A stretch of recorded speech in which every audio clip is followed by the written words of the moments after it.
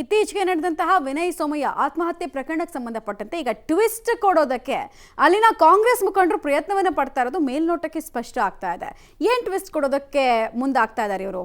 ಆತ್ಮಹತ್ಯೆ ಪ್ರಕರಣದಲ್ಲಿ ಈಗಾಗಲೇ ಕಾಂಗ್ರೆಸ್ನ ಶಾಸಕರ ವಿರುದ್ಧನೇ ಗಂಭೀರ ಆರೋಪ ಕೇಳಿಬಂದಿರೋದು. ಈ ಬೆನ್ನಲ್ಲೇ ಇಡೀ ಪ್ರಕರಣದ ದಿಕ್ಕು ತಪ್ಪಿಸೋದಕ್ಕೆ ವ್ಯವಸ್ಥಿತವಾಗಿ ಪ್ರಯತ್ನಗಳನ್ನ ಮಾಡಲಾಗ್ತಾ ಇದೆಯಾ ಅನ್ನೋ ಅನುಮಾನ. ಯಾಕಂದ್ರೆ ಈಗ ಬಂತು ನೋಡಿ ಡೀಟೇಲ್. ವಿನಯ್ ಮೂಲತಃ ಬಿಜೆಪಿ ಕಾರ್ಯಕರ್ತನೇ ಅಲ್ವಾ? ಈ ಪ್ರಶ್ನೆನ ಎತ್ತಿರೋದು ಯಾರು? ವಿನಯ್ ಬಿಜೆಪಿ ಸದಸ್ಯತ್ವವನ್ನೇ ಪಡೆದೇ ಇರಲಿಲ್ವಾ? ಮಡಿಕೇರಿ ಕಾಂಗ್ರೆಸ್ ನಾಯಕರು ಹೊಸ ಬಾಂಬ್ ಅನ್ನ ಸಿಡಿಸ್ತಾ ಇದ್ದಾರೆ.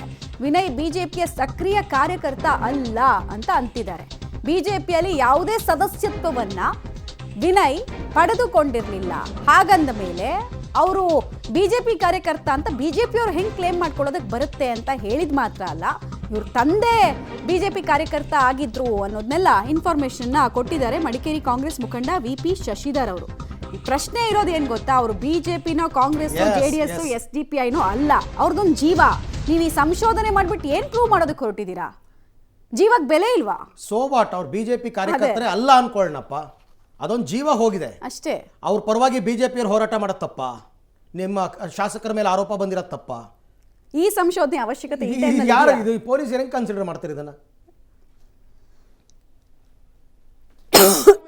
ಇಲ್ಲಿ ಭಾರತೀಯ ಜನತಾ ಪಕ್ಷದ ಮಂದಿ ಅವರ ತಂದೆ ಕಾರ್ಯಕರ್ತರಾಗಿದ್ರು ಅನ್ನೋದು ನಮ್ಗೆಲ್ಲರೂ ಕೂಡ ಗೊತ್ತಿದೆ. ಆದರೆ ಅವರ ಮಕ್ಕಳು ಯಾವುದೇ ಸದಸ್ಯತ್ವವನ್ನು ಪಡೆದ ಪುರಾವೆಗಳಿಲ್ಲ, ಅವರು ಕಾರ್ಯಕರ್ತರಾಗಿ ಗುರುತಿಸಿಕೊಂಡಿಲ್ಲ, ಯಾವುದೇ ಚುನಾವಣೆಯಲ್ಲೂ ಕೂಡ ಅವರು ಓಡಾಡಿಲ್ಲ. ಸೊ ಇಂಥ ವ್ಯಕ್ತಿಯೇ ಕೇವಲ ನನ್ನ ಸಾವಿಗೆ ಕಾಂಗ್ರೆಸ್ಸಿಗರು ಕಾರಣ ಅಂತ ಹೇಳಿಬಿಟ್ಟು ವಾಟ್ಸ್ಆಪ್ ಸಂದೇಶದ ಆಧಾರದಲ್ಲಿ ಕಾಂಗ್ರೆಸ್ಸಿಗರ ಮೇಲೆ ಗೂಬೆ ಕೂರಿಸಬಹುದು ಈ ಪ್ರಕರಣವನ್ನು ಹಿಡಿದುಕೊಂಡು ಅಂತೇಳಿ ಭಾರತೀಯ ಜನತಾ ಪಕ್ಷದ ಕಾರ್ಯಕರ್ತನೇ ಅಲ್ಲದ ಪ್ರಾಥಮಿಕ ಸದಸ್ಯತ್ವವನ್ನು ಪಡೆಯದ ವ್ಯಕ್ತಿಯನ್ನ ಇಟ್ಕೊಂಡು ಆತ ನಮ್ಮ ಕಾರ್ಯಕರ್ತ ಅಂತೇಳಿ ಇವತ್ತು ಕೂಗೆಬ್ಬಿಸ್ತಿರೋದು, ಇಂಥ ಬೀದಿ ಪ್ರದರ್ಶನದ ಮೂಲಕ ಇಂಥ ಪ್ರಹಸನ ನಡೆಸ್ತಿರೋದು ಇಂಥ ನಗೆಪಾಟೀಲ್ನ ಸಂಗತಿ.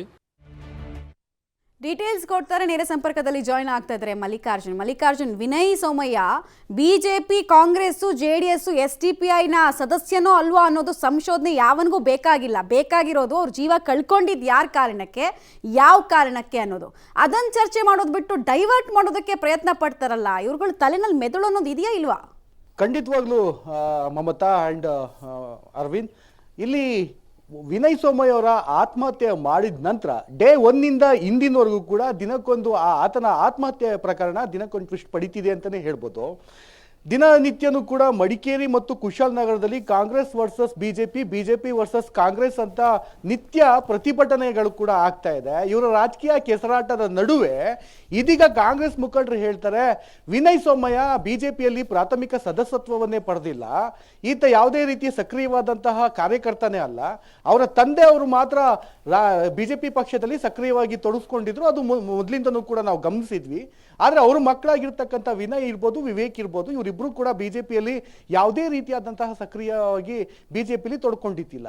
ಸತ್ತ ನಂತರ ಇದೀಗ ಬಿಜೆಪಿಯವರು ತಮ್ಮ ಪ್ರಾಥಮಿಕ ಸದಸ್ಯತ್ವವನ್ನು ಸಾವಿಗೆ ಕೊಟ್ಟಿರ್ತಕ್ಕಂಥದ್ದು, ಅವರ ಹೆಣಕ್ಕೆ ಕೊಟ್ಟಿರ್ತಕ್ಕಂಥದ್ದು. ಹೀಗಾಗಿ ಒಂದು ರೀತಿ ಸತ್ತ ಮನೆಯಲ್ಲಿ ಸಾವಿನ ರಾಜಕೀಯ ಮಾಡಲಿಕ್ಕೆ ಬಿಜೆಪಿಗರು ಮುಂದಾಗಿದ್ದಾರೆ ಅನ್ನೋದು ಇವರ ಹೊಸ ಬಾಂಬ್ ಆಗಿರತಕ್ಕಂಥದ್ದು. ಹೀಗಾಗಿ ಇವತ್ತು ಕೂಡ ಕಾಂಗ್ರೆಸ್ನ ಮುಖಂಡರು ಕುಶಾಲನಗರದಲ್ಲಿ ಸಂಜೆ 4 ಗಂಟೆಗೆ ಬಿಜೆಪಿಯವರು ಈ ರೀತಿಯೆಲ್ಲ ಹೊಸದಾಗಿ ತಂತ್ರಗಾರಿಕೆಯನ್ನು ನಡೆಸ್ತಾ ಇದ್ದಾರೆ, ಈ ರೀತಿ ಸದಸ್ಯತ್ವವನ್ನು ಕೊಡ್ತಾ ಇದ್ದಾರೆ. ಜನಸಾಮಾನ್ಯರು ಯಾವುದೇ ರೀತಿಯಂತಹ ಇವರು ಸುಳ್ಳು ವದಂತಿಗಳಿಗೆ ಯಾರು ಕೂಡ ಕಿವಿ ಕೊಡಬಾರ್ದು ಅನ್ನೋ ಉದ್ದೇಶಕ್ಕೋಸ್ಕರ ಇವತ್ತು ಕೂಡ ಸಾವಿರಾರು ಸಂಖ್ಯೆಯಲ್ಲಿ ಕುಶಾಲನಗರದ ಪ್ರಮುಖ ರಸ್ತೆಯಲ್ಲಿ ಇವತ್ತು ಪ್ರತಿಭಟನೆ ಕೂಡ ಮಾಡಿದ್ದಾರೆ, ಮತ್ತೆ ಸಭೆ ಕೂಡ ನಡೆಸಲಿಕ್ಕಿದ್ದಾರೆ. ಇವರ ನಡೆಯನ್ನ ಕಂಡು ನಾಳೆ ಮತ್ತೆ ಮಡಿಕೇರಿಯಲ್ಲಿ ಬಿಜೆಪಿ ನಾಯಕರ ಪ್ರತಿಭಟನೆ ಮತ್ತಷ್ಟು ಕಾವು ಹೆಚ್ಚಾಗುವ ಸಾಧ್ಯತೆಗಳಿದೆ. ರಾಜ್ಯಾಧ್ಯಕ್ಷ ವಿಜೇಂದ್ರ ಇರ್ಬೋದು, ಶ್ರೀರಾಮುಲು ಇರ್ಬೋದು, ಏನು ಜನಾಕ್ರೋಶ ಇದು ಬರ್ತಾ ಇದೆ, ಇದಕ್ಕೆ ಇದು ಕೂಡ ಎಂತ ವಿನಯ್ ಸೋಮಯ್ಯ ಅವರ ಆತ್ಮಹತ್ಯೆ ಪ್ರಕರಣ ಕೂಡ ಅಸ್ತ್ರವಾಗಿ ಸಿಕ್ಕಿರ್ತಕ್ಕಂಥದ್ದು ಬಿಜೆಪಿಯವರಿಗೆ. ಹೀಗಾಗಿ ನಾಳೆ ಮಡಿಕೇರಿ ನಗರದಲ್ಲಿ ಚೌಡೇಶ್ವರಿ ದೇವಾಲಯದಿಂದ ನೇರವಾಗಿ ಒಂದಷ್ಟು ನಡ್ಕೊಂಡು ಖಾಸಗಿ ಬಸ್ ಸ್ಟ್ಯಾಂಡ್ ಗಂಟ ಬಂದು ಅಲ್ಲಿ ಬೃಹತ್ ಸಭೆ ಕೂಡ ನಡೆಸಲಿಕ್ಕಿದ್ದಾರೆ. ಒಟ್ಟಾರೆಯಾಗಿ ಇವರೆಲ್ಲರೂ ಕೂಡ ಬಿಜೆಪಿಯವರು ಇರ್ಬೋದು, ಕಾಂಗ್ರೆಸ್ ಇರ್ಬೋದು, ಇಬ್ರು ಕೂಡ ನಿರ್ಧಾರ್ತಿದ್ದಾರೆ ಹೊರತು ಹೋರಾಟವನ್ನ ಮಾಡ್ತಿದ್ದಾರೆ ಹೊರತು ಆ ಸತ್ತ ಸಾವಿನ ಮನೆಗೆ ಯಾವ ನಾಯಕರು ಕೂಡ ಹೋಗ್ತಾ ಇರ್ತಕ್ಕಂಥದ್ದು ನಿಜವಾಗ್ಲೂ ಸಾರ್ವಜನಿಕರ ಆಕ್ರೋಶಕ್ಕೆ ಕಾರಣವಾಗಿದೆ ಅಂತಾನೆ ಹೇಳ್ಬೋದು. ರೈಟ್ ಮಲ್ಲಿಕಾರ್ಜುನ್, ಥ್ಯಾಂಕ್ ಯು ತಮ್ಮೆಲ್ಲ ಮಾಹಿತಿಗಾಗಿ ಧನ್ಯವಾದ.